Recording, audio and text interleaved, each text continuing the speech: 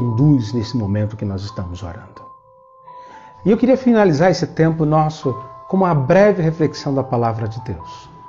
Claro que seguindo o plano anual de leitura da Bíblia, eu queria ler com você o texto da carta de Paulo aos Efésios, no capítulo 6.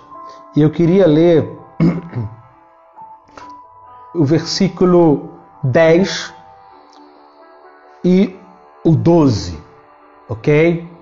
10 e de 10, 11 e a 12. Diz assim ao 12: quanto mais sejam fortalecidos no Senhor e na força do seu poder.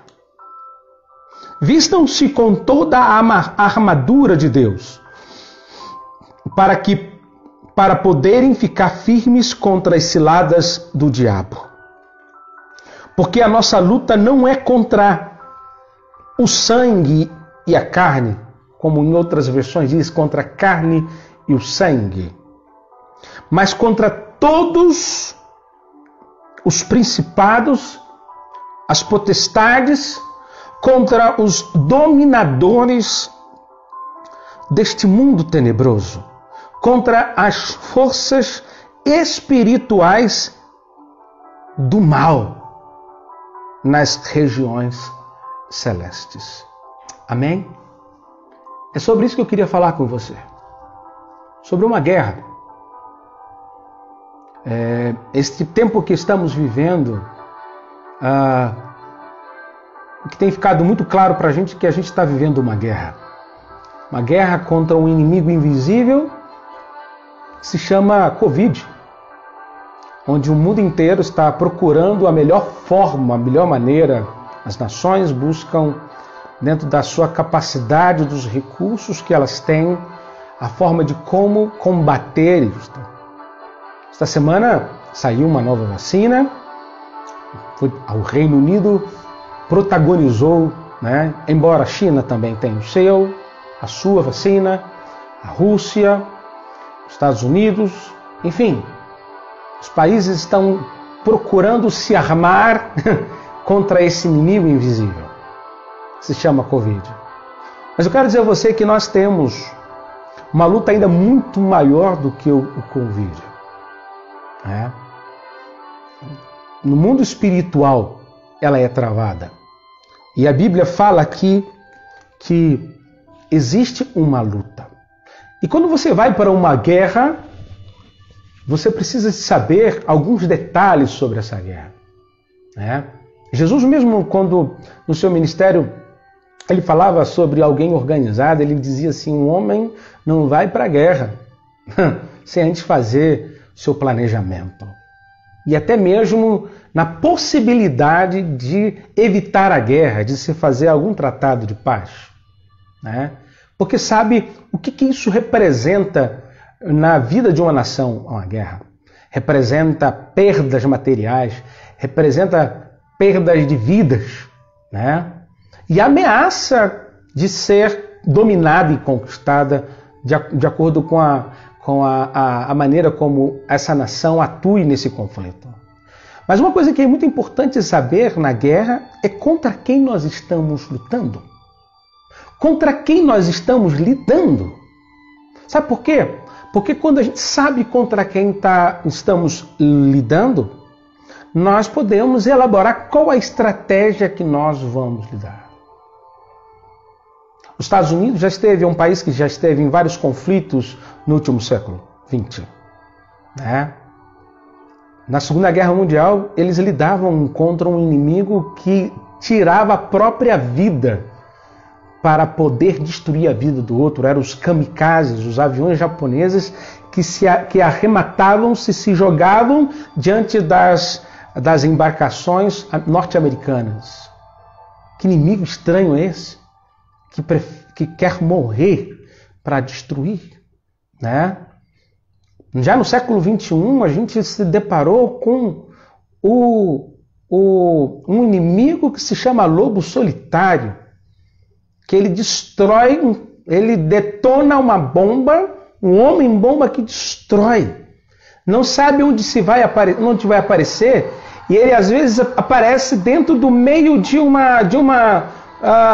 ele aparece dentro de um amontoado de gente, de pessoas, né? E aí ele explode. Nós também lidamos, para a gente poder lidar com o inimigo, para a gente saber com quem a gente está lidando, a gente precisa saber por quê? Porque isso evita o fogo amigo. Você já ouviu falar em fogo amigo? É quando um avião derruba um outro avião da sua própria esquadra, pensando que é um inimigo. Quando ele atira, né, contra civis inocentes da sua própria comunidade, né, e gera prejuízo ainda maior. Por não saber, por desconhecer, por não visualizar, por não identificar que aquele não é o seu inimigo. Sabe, quando você desconhece a realidade do mundo espiritual, você pode estar lutando contra pessoas e colocando a vida de pessoas que precisam ser amadas, ser protegidas, quando na realidade não é aquela pessoa, mas o que está por detrás daquela pessoa, né? O pastor, você está dizendo que agora também vai demonizar tudo? Não, cada coisa no seu lugar, cada coisa no seu local. Eu estou dizendo pessoas que estão debaixo de uma influência maligna e que precisam de libertação, precisam de uma ação sobrenatural. Saber contra quem você está lutando, contra o que você está lutando. E por último, a gente precisa saber, por isso que ele fala aqui, quanto ao mais sejam fortalecidos no Senhor e na força do seu poder, vistam-se com toda a armadura de Deus, para poder ficar firmes contra as ciladas do diabo. Né? E quando termina o combate, vocês permaneçam firmes. Quando venha o momento do combate, vocês estejam firmes, numa posição de estabilidade. Deus não promete tirar o combate enquanto nós estivermos aqui na terra, mas Ele promete estar conosco, nos capacitar, nos proteger, nos dar força para prevalecer e terminar firme. Deus não quer que você termine o combate como se dissesse assim, caraca, não. Você termine firme. O exemplo que Paulo tinha na sua época, no seu tempo, era o exemplo do exército romano. Os romanos dominavam aquele momento. E quando o exército romano voltava de uma inserção, de uma campanha militar, os historiadores que registram na história, está registrado, era com a pompa, com a imponência que eles chegavam. Porque vinham como se tivesse terminado um serviço de forma exemplar, de forma honrosa. Deus não quer que você se torne orgulhoso ou arrogante. Não é isso que o Senhor está falando, né?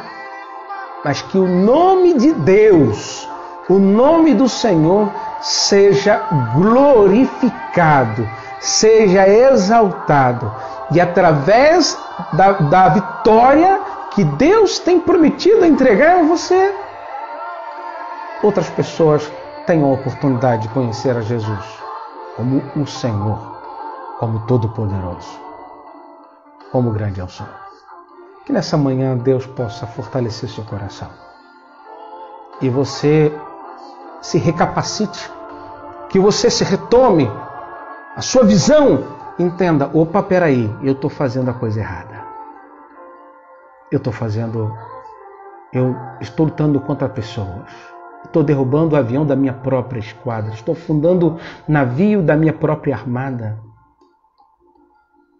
Eu preciso conhecer quais são as estratégias que Deus tem para mim. Que Deus dá estratégias, revistam de toda a armadura, Ele diz para que cada uma coisa serve. E hoje nós não vamos falar isso. Mas que Deus te dê esta capacidade de finalizar firme e de estar firme durante todas os desafios que a vida venha trazer para você. Amém?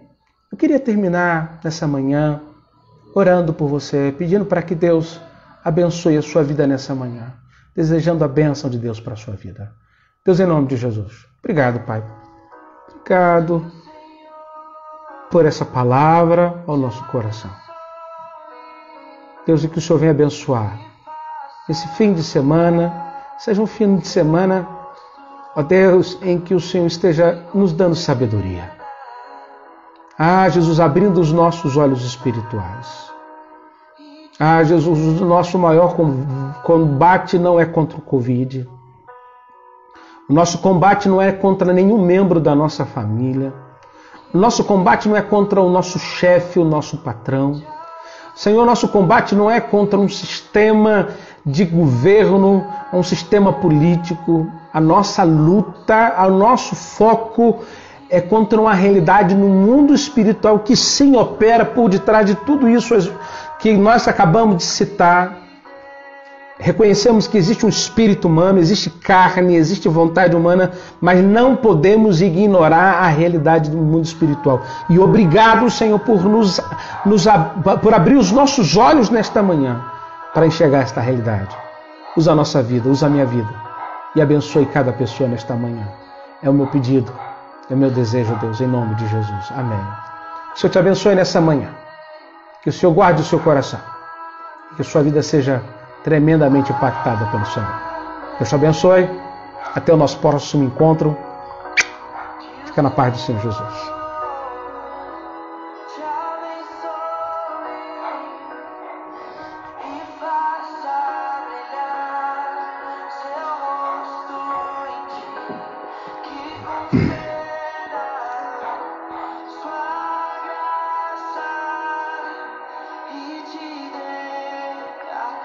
Amém.